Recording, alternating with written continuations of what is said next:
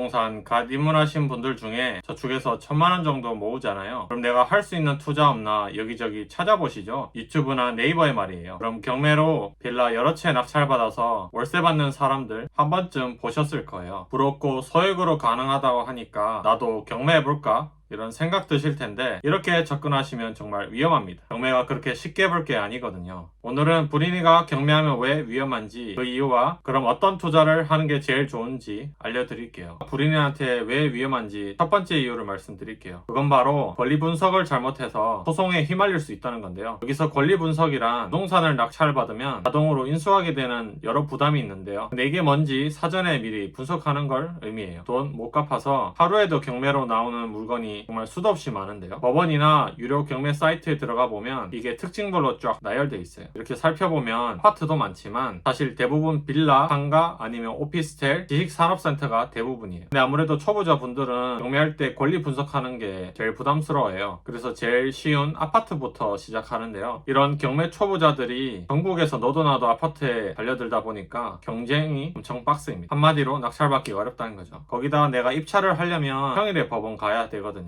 근데 우리 같은 직장인이나 자영업자분들은 평일에 무슨 시간을 낼 수 있겠어요. 그래서 연차를 쓰거나 가게 문 닫고 가야 하는데요. 운 좋게 한 번에 낙찰받으면 다행이지만 경쟁률이 빡세다고 했죠. 그러다 보니까 4-5번 정도는 그냥 기본으로 폐차해요. 폐차는 낙찰 실패를 의미하는데 심한 사람은 10번까지도 폐차한다고 하네요. 어렵게 시간 냈는데 이처럼 계속 폐차를 하잖아요. 그럼 사람이 조급해질 수밖에 없어요. 그나마 낙찰 확률이 높은 빌라에 눈이 가는 거죠. 빌라는 아무래도 아파트보다 싸니까 소액으로 또 여러 채를 투자할 수 있거든요. 그 대신 아파트보다는 권리 분석하는데 난이도가 있고 생각지도 못한 변수가 생깁니다. 예를 들어 입찰하기 전에 빌라 가봤는데 사는 사람이 없는 줄 알고 낙찰 받았어요. 근데 내가 임차인이라면서 이사비를 요구하거나 여기 못 나간다고 막 백제라는 시로 막무가내로 나가기도 해요. 아니면 공사대금 못 받았다면서 유치권을 행사하는 사람들도 있거든요. 그럼 명도 소송이라는 걸 해야 되는데요. 아무래도 소송이다 보니까 이게 부담스러운 사람들은 그냥 이사비라는 명목으로 돈을 주면서 해결하려고 해요. 여러분들이 만약 이 상황이 되시면 어떤 선택을 하실지 모르겠지만 돈으로 해결하든 명도 소송을 하든 사실 두 가지 다 저희한테 좋은 쪽으로 가는 건 아닙니다. 돈으로 해결하면 내가 생각했던 것보다 수익이 작아지잖아요. 심지어 그 금액이 커서 투자하는데 손해를 볼 수도 있어요. 그리고 소송을 하게 되면 이게 기본 몇 달에서 심하면 1-2년까지도 넘어가거든요. 그러면 소송 결과 기다리면서 소송 세월 보내는 거예요. 기다리는 것도 지쳐 죽겠는데 그 돈 계속 거기 묶여 있다 보니까 도중에 발도 못 빼요. 경험이 전혀 없는 불인이라면 이걸 감당할 수 있을까요? 저는 생각만 해도 정말 스트레스네요. 두 번째 이유는 싸게 사는 게 의미 없다는 겁니다. 흔히 전문가나 강사들이 경매의 최고 장점이라고 말하는 게 바로 싸게 살 수 있다는 거거든요. 근데 난이도가 낮은 아파트 같은 경우에는 보통 낙찰률이 100%에 가까워요. 여기서 낙찰률은 법원에서 정한 가격인 감정가 대비 낙찰된 가격이 얼마나 되는지 그 비율을 의미합니다. 즉 감정가가 5억인데 내가 4억에 낙찰받았다? 그럼 낙찰률이 80%고 6억에 받았다? 그럼 낙찰률이 120%인 거예요. 근데 아파트 경매는 아무래도 낙찰률이 100%에 가깝다 보니까 사실 별로 싸게 받았다는 느낌을 못 받아요. 그리고 심지어 아파트 경매 하다 보면 낙찰률 100% 이상이 나오는 경우도 있는데요. 사실 이런 것 때문에 경매 투자를 업으로 하는 전문 투자자들도 머리 아프다고 해요. 그건 바로 컨설팅 업체 때문인데요. 경매로 싸게 받을 수 있는 건 알겠는데 내가 권리 분석해서 입찰하는 거 귀찮은 분들 있잖아요. 그럼 그런 분들은 그냥 돈 몇백 주고 대신 낙찰 받아달라고 의뢰를 넣어요. 그럼 컨설팅 업체 입장에서는 고객을 실망시켜드리면 안 되겠죠. 그래서 무조건 낙찰 받으려고 감정가 거의 비슷하게 아니면 오히려 비싸게 써서 낙찰 받는 겁니다. 그럼 당연히 낙찰 받을 수밖에 없겠죠. 근데 법원에서는 입찰할 때 1등 가격뿐만 아니라 2, 3등도 공개하거든요. 그래서 고객이 호구가 아닌 이상 터무니없는 가격으로 낙찰받은 게 아닌지 의심되니까 이걸 확인하겠죠. 근데 이거 안 들키려고 컨설팅 업체는 직원들 시켜서 낙찰 가격보다 조금 싸게 입찰시키는 거예요. 그러면 고객한테 할 말이 생기는 거죠. 치열했지만 반발의 차이로 낙찰받았다고 말이에요.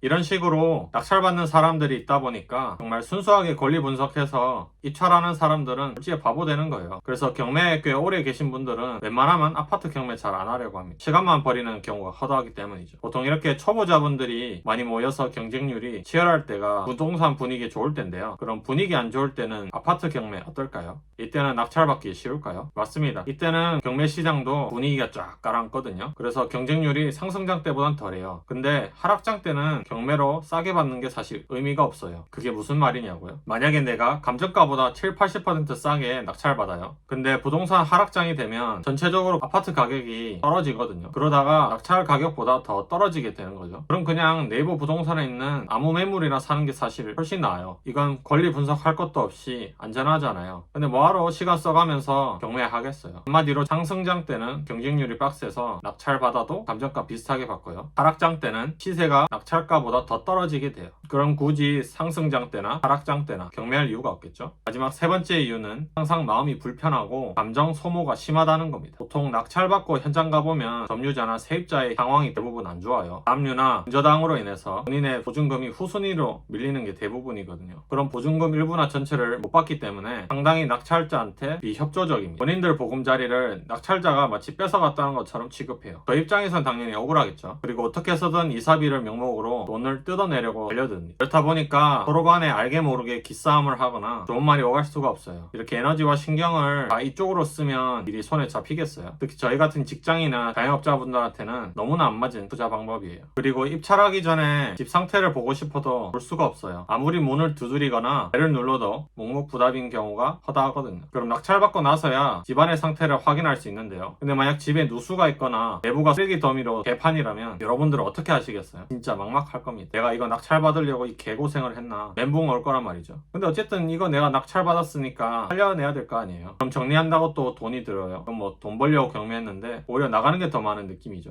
심지어 아직 세금도 안 내는 말이죠. 내가 여기 거주하든 세를 주든 최고의 컨디션으로 만들어야 높은 가격에 팔거나 월세를 높게 받을 수 있잖아요. 그럼 내 돈으로 뜯어 고쳐야겠죠. 금방 복구되면 다행인데 집 상태가 심각하면 오래 걸릴 거예요. 거기다가 잘하는 업체 알아봐야 하고 또 수리 잘하는지 중간중간 확인도 해야 되고 몸이 하나로는 부족할 지경이에요. 돈 벌려다가 골병 나서 병원비가 더 들겠어요. 이렇게 불인이가 경매하면 위험한 이유 3가지에 대해 말씀드렸는데요. 이걸 보고 오해하실 수 있을 것 같아요. 경매 투자로 돈을 못 번다는 게 아닙니다. 고수분들은 일반 물건뿐만 아니라 특수 물건까지 투자해서 수십억까지도 번다고 하더라고요. 근데 이건 진짜 산전수전 다겪은 고수니까 가능한 거예요. 불인이한테 적합하지 않다는 거지 경매가 나쁘다는 게 아닙니다. 그러니 오해 없으셨으면 좋겠어요. 그럼 이렇게 말씀하시는 분도 계실 것 같아요. 난 불인인데 경매 안 되는 거 알겠어. 그럼 부동산 투자하려면 뭘 해야 되냐고 말이죠. 소액인데 경매 말고도 할 수 있는 게 있느냐고 말이죠. 사실 부동산 투자의 본질은 마냥 싸게 산다고 되는 게 아니에요.